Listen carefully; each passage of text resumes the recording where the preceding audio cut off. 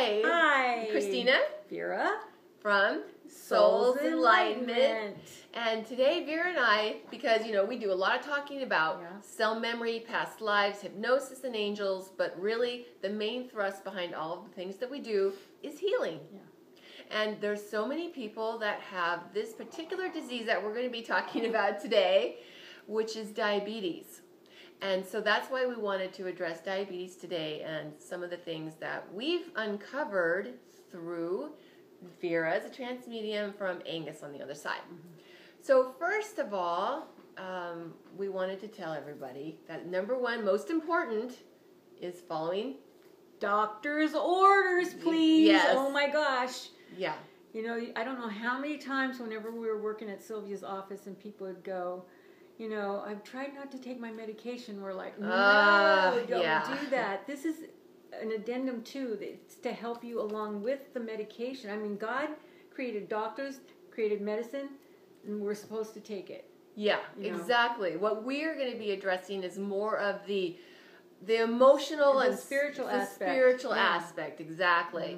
So we'll start off with some of the causes, like the three main causes that tend to lead towards not only diabetes but pretty much every disease. Right. Is a combination of, number one, chart. We might have charted it to learn certain things. Number two, it could be the physical manifestation of an emotional trauma. And then number three, of course, is cell memory from a past life.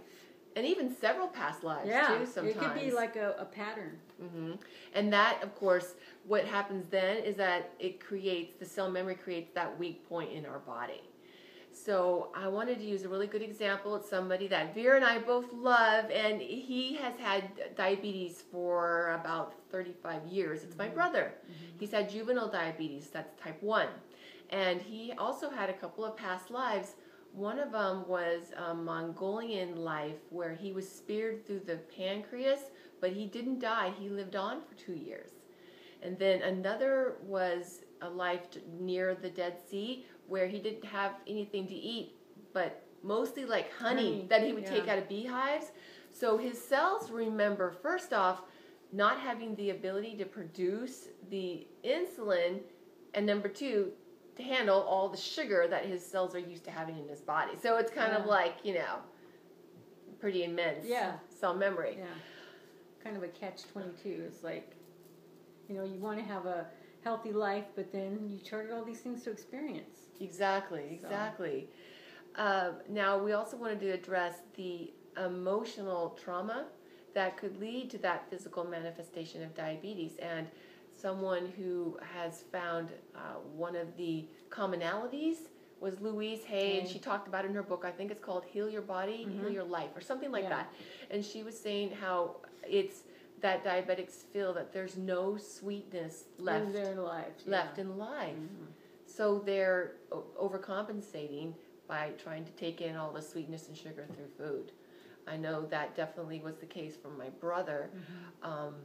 Also with another cause, because for children, the juvenile diabetes, it's been linked to cases where children have been put into an adult role or a role where they feel responsible. So for Kirk, that was definitely the case. He had all three. He charted it. It was past life, and it was triple whammy. Yeah, could have a double whammy. Yeah, my father made him feel responsible to get him and my mom back together because they were split up at the time. So we also wanted to address, because now like the most important information is, okay, what can we do about it if we have diabetes or a loved one does? And one of the things that you were talking about that you've given me a lot of help with in helping Kirk is organ talk. Organ talk is very important because all the time Chrissy would say, "Hi, sweetie." "Hi, honey." "Hi, sweetheart." Yeah. So to stop saying that, you could say other endearments. Definitely. Yeah. So that was one of them that we gave, and then just organ talk and talking to your body. And we talked about how brother, and that's another. What's his name? I can never say it. Oh, Seneca. He's I always want to say Seneca. Yeah. Seneca. We call him brother. And he gave information more about diabetes too. Yeah, he's on the other side. Yeah. So Vera, in her sessions, she Angus comes through her, but there's also Sinika who's on the other side, and he's a master healer. Yeah, master healer. So he lived during the time of Christ also. That's where his name was Sinika in that life. But anyway, what he was saying is that one of the things that we can do is visualize turning the knob in our body like a knob to turn up the dial for our sugar level, or turn it down.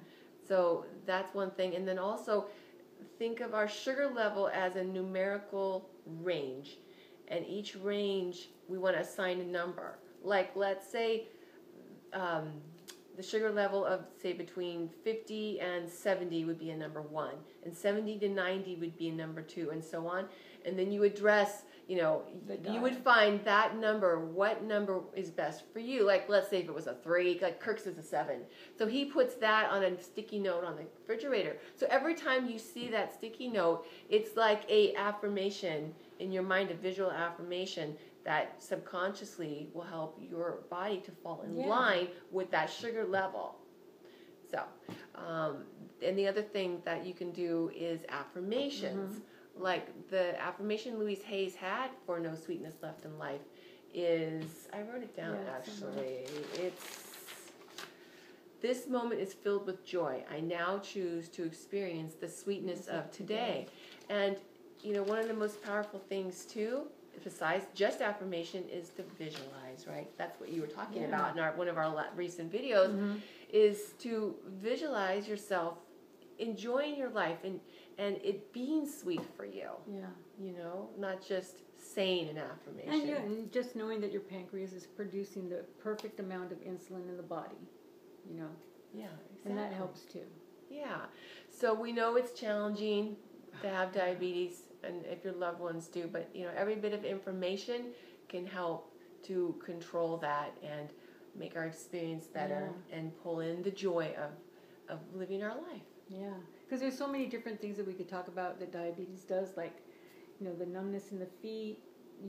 The circulation. There's so much out there as far as pain, that kind of thing. So you can also address that to the body.